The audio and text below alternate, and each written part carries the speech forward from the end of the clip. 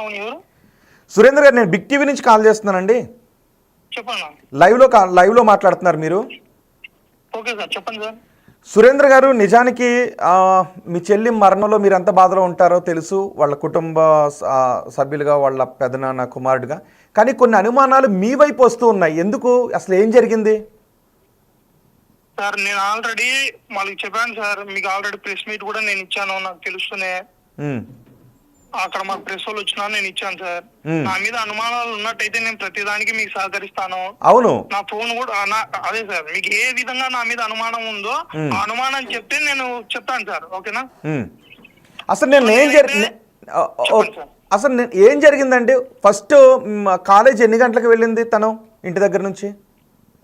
Sir మన college వచ్చేసి 7:45 ఆ టైంలో వెళ్ళిపోయింది సార్. అంటే మా ఎంతండి? 7:45.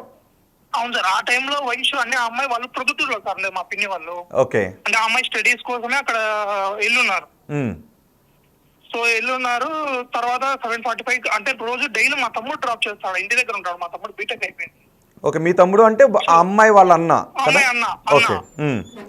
సో ఆ రోజు ఏమైందంటే మా తమ్ముడు కాలేజ్ సర్టిఫికేట్స్, అతను బీటెక్ అయిపోయింది, సర్టిఫికేట్స్ కోసం చెన్నై వెళ్ళాడు. చెన్నై వెళ్ళంటే ఈ అమ్మాయి అంటే అదే అమ్మాయి ముందుగానే ప్లాన్ చేసుకుంటుందంట. అది మనకు తెలియదు సార్, అంటే గండికోటకి వెళ్ళాలనేసి. కాదు, ఓకే. 7:45కి అమ్మాయి కాలేజీకి వెళ్ళింది. సో మీరు అమ్మాయి కాలేజీకి వెళ్ళిపోయిందని అనుకుని ఉండాలి కదా. మరి మీకు డౌట్ ఎక్కడ వచ్చింది? కాలేజ్ నుంచి మీకు ఫోన్ వచ్చిందా? అవును సార్. యాక్చువల్గా మా పిన్ని ఊరికి వచ్చేసింది, దాకర కట్టాలనేసి మా విలేజ్ కి వచ్చింది. ఓకే, ఇది హనుమాన్ గుర్తి ఏదో ఉంది. హనుమాన్ గుర్తికి. ఓకే. అవును సార్, హనుమాన్ గుర్తికి వచ్చింది సార్. హనుమాన్ గుర్తికి వచ్చిన తర్వాత మా బాబాయ్కి వీళ్ళు కాల్ చేస్తున్నారు సార్, కాలేజ్ నుంచి. ఎన్ని గంటలకి? మీ అమ్మాయి 9:35 ఆ టైంలో చేస్తున్నారు సార్. 9:35. ఓకే. ఆ టైంలో చేస్తున్నారు. వాళ్ళు మా బాబాయ్ ఏమని చేశాడంటే వెంటనే మా పిన్నికి కాల్ చేశాడు, ఇట్లా అమ్మాయి కాలేజీకి రాలేదు అంట, చూడు అనేసి. అంటే నేను మా పిన్ని ఆల్రెడీ మా విలేజ్ కి వచ్చింది, నేను ఉన్నాను అన్నమాట విలేజ్ లోనే. సో విలేజ్ లో అంటే మా పిన్ని నాకు పిలిచి, అరే ఇట్లా వయసు కాలేజీకి వెళ్ళలేదంట అంటే, సరే ఒక్క నిమిషం ఉండు కాల్ చేస్తా అనేసి అబ్బాయి లోకేష్ అనేవాడు మా అమ్మాయిని ట్రాప్ చేస్తున్నాడు సార్. అది నియర్లీ 1 year అయింది. ఆల్రెడీ 3 times మనకి వార్నింగ్ ఇవ్వడం కూడా అయింది. వార్నింగ్ ఇవ్వడం కూడా అయిపోయింది. తర్వాత నేను అంటే మా అమ్మాయి కాలేజీ రాలేదంటే నేను ఫస్ట్ వానికి కాల్ చేశా. ఓకే, తన కాలేజీకి వెళ్ళలేదు అన్న వెంటనే మీరు లోకేష్ కాల్ చేశారు, కాలేజ్ దగ్గరికి వెళ్ళకుండా? అవును సార్, కాలేజ్ దగ్గరికి వెళ్ళకుండానే ఇక్కడ నుంచి నేను లోకేష్ కాల్ చేశా. ఓకే. ఆ నెంబర్ పని చేయలేదు సార్, వర్క్ అవ్వట్లేదు. ఓకే. వర్క్ అవ్వకుండా అంటే నేను అంటే ఇప్పుడు మా అమ్మాయిని ఇలా చేస్తున్నాడు అనేసి ఆల్రెడీ వాళ్ళ మామ మధ్యలో ఉన్నాడు సార్. అంటే ఏమైనా చేయాలంటే నేను వాళ్ళ మామకు చెప్తా, వీడు ఏదైనా చేశానంటే మా చెల్లెల తరపున. ఓకేనా? సో అలా అనేసి నేను వెంటనే వాళ్ళ మామకు కాల్ చేశా. వాళ్ళ మామకు కాల్ చేస్తే మా వాడు ఐటీ కాలేజ్ ఫీజు కట్టును పోయాడు, లేడు కడపకి వెళ్ళాడు అని చెప్పాడు నాకు సార్. ఓకే. కడపకి వెళ్ళాడంటానే సర్లేనేసి నేను కామ్ అయిపోయాను సార్. తర్వాత నేను ఓకే నాకు ఒకసారి వాడి నెంబర్ పెట్టానేసి మళ్ళీ కాల్ చేస్తున్నాను సార్ వానికి. అంటే అతని నెంబరు లోకేష్ నెంబర్ కోసం మళ్ళీ కాల్ చేశాను వాళ్ళ బావకి. ఓకే. వాడికి కాల్ చేస్తున్నా ఏం చేస్తాడంటే నాకు బిజీ వస్తుంది, వాళ్ళ బావది అదే అతనిది. ఓకే. బిజీ వస్తుంటే ఇంకా నాకు ఇన్ఫర్మేషన్ అర్థమైంది. అంటే వీడు వాడికి కాల్ చేశాడు, ఇంకా ఇన్ఫర్మేషన్ ఇచ్చున్నాడు, ఇలా సురేంద్రకి ఈ అమ్మాయి కాలేజీకి పోలేదు, సో నీ మీద అనుమానం ఉంది అనేసి ఇతను చెప్పేశాడు సార్. చెప్తూనే బిజీ వస్తుంది సరే అనేసి ఇంకా నేను కాల్ కట్ చేసి ఎంతసేపు ఎత్తలేదు సార్, లిఫ్ట్ చేయలేదు. సో నేను మా పిన్ని కాలేజ్ దగ్గరికి వెళ్ళాం సార్. వెంటనే కాలేజ్ దగ్గరికి వెళ్ళారా? వెళ్ళిపోయాం సార్, కాలేజ్ దగ్గరికి వెళ్ళాం. ఈ అమ్మాయి దగ్గర, మీ చెల్లెల దగ్గర ఫోన్ లేదా?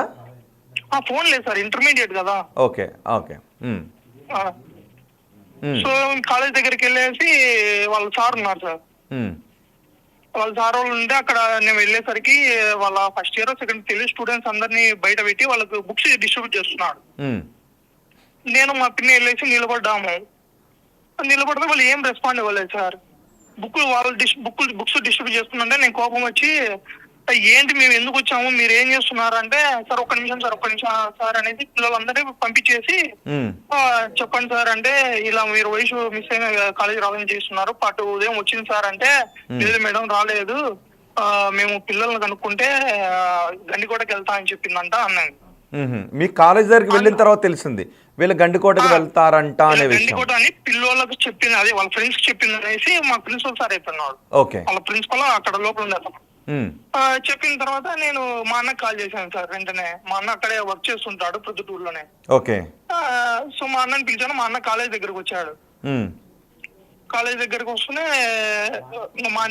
వీళ్ళు ఏదైతే గండికోట అని చెప్తున్నారో అందుకనేసి నేను మా అన్నను మా పిన్ని అక్కడ పెట్టేసి నేను బయలుదేరాను సార్.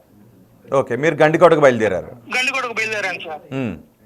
సో గండికోటకు బయలుదేరిన తర్వాత నేను ఎంట్రన్స్ లో అక్కడ టోల్ కట్టాలి సార్ అన్నమాట. అంటే గండికోటకి ఎంట్రన్స్ నియర్లీ ఒక 2 కిలోమీటర్స్ ఉంటుంది అనుకుంటా నియర్లీ. ఓకే. సో 2 కిలోమీటర్స్ ముందే టోల్ గేట్ వస్తుంది, అక్కడ మనం టోల్ కట్టాలి అనమాట. ఓకే. సో టోల్ కట్టేటప్పుడు నేను అడిగాను అతను, అన్న అంటే అతను టోల్ డబ్బులు అడిగితే నేను లేదన్నా ఇలా మా అమ్మాయి మిస్ అయింది, సో లోపలికి వెళ్ళాలి అనేసి చెప్పాను. అంటానే సరే ఓకే అన్నాడు. నేను అడిగాను, అన్న సీసీ పని చేస్తుందా అన్న అంటే, పని చేస్తుందన్న అంటే రికార్డ్ యాడ్ ఉంటుందంటే ఈ రికార్డ్ ఇక్కడ ఉండదన్న, డైరెక్ట్ కలెక్టర్ దగ్గర ఉంటుంది, కలెక్టరేట్ లో ఉంటుంది అన్నాడు.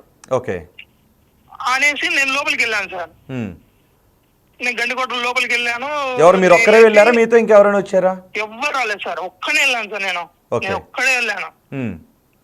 లోపలికి వెళ్ళాను సార్. నా బైక్ బుల్లెట్ సార్ నాది. ఒక్కనే వెళ్ళాను. లోపలికి వెళ్ళాను. అక్కడ కనబడిన వాళ్ళ లోపలికి వెళ్ళిన తర్వాత నా బైక్ పార్క్ చేశాను. బైక్ పార్క్ చేసి అక్కడ మన బైక్ పార్క్ చేసే దగ్గర బఠానీలు అమ్ముతుంది ఒక అవ్వ. ఆమెను కూడా అడిగాను సార్, ఇలా ఈ అమ్మాయి ఏమైనా కనిపిస్తుందా అంటే లేదు అన్నారు. సో నేను డైరెక్ట్ స్ట్రైట్ పోతే అక్కడ ఎంటర్ అయిన తర్వాత లోపల వ్యూ పాయింట్ ఉంది sir water the. Okay. So ఆ వ్యూ పాయింట్ దగ్గర జనాలు ఉన్నారు, వాళ్ళ దగ్గర వాళ్ళని అడిగాను సార్, ఈ అమ్మాయి ఏమైనా చూసారా. అప్పుడు టైం ఎంత అవుతుంది? నేను లోపలికి ఎంటర్ అయినప్పుడు 1 hour ఉంటుంది సార్. నేను అక్కడ లోపలికి వెళ్ళేసరికి 1 ఉంటుంది మధ్యాహ్నం. ఓకే. అదే అవును సార్. అప్పుడే కనిపించిన వాళ్ళందరినీ అడిగాను సార్, మీకు ఈ అమ్మాయి తెలుసా, ఈ అమ్మాయి తెలుసా, చూసారా ఎక్కడన్నా అంటే లేదన్నా చూడలేదన్నారు సార్. తర్వాత ఇప్పుడు ఈ అమ్మాయిది అక్కడ టెంపుల్ ఉంది సార్, అది విఘ్నేశ్వర టెంపుల్ ఏదో తెలియదు, రంగనాథ స్వామి టెంపుల్. ఆ టెంపుల్ ఎంటర్ లోపల నుంచి బయటకు వస్తున్నారు 2 కప్పులు. వచ్చేటప్పుడు నేను వాళ్ళని అడిగాను, అన్న ఈ అమ్మాయి ఏమన్నా చూసారా అన్న ఇక్కడ అంటే లేదు బాబు చూడలేదన్నారు. సో నేను అక్కడి నుంచి చూసి ఇంకా ఎవరు కనపడలేదు సార్, నాకు బయట నుంచే చూస్తాను ఇక ఎవరు కనపడలా అనేసి నేను వెళ్ళిపోయాను సార్. ఇంకా నెక్స్ట్ వాళ్ళు అడిగాను, ఇంకా నేను ఏం లేదు అక్కడ కనుక్కొనేసి ఇంకా లోపలికి ఇంకా బయటికి వచ్చేసా. మీరు అక్కడ నుంచి వెళ్ళిపోయారు? ఇంకా వెళ్ళిపోయా, బైక్ తీసుకున్నా ఇంకా నేను వెంటనే వచ్చేసాను. ఓకే. వెంటనే వచ్చేసి అక్కడ దారిలో మళ్ళీ మనం రిటర్న్ వచ్చే దారిలో ఒక షాప్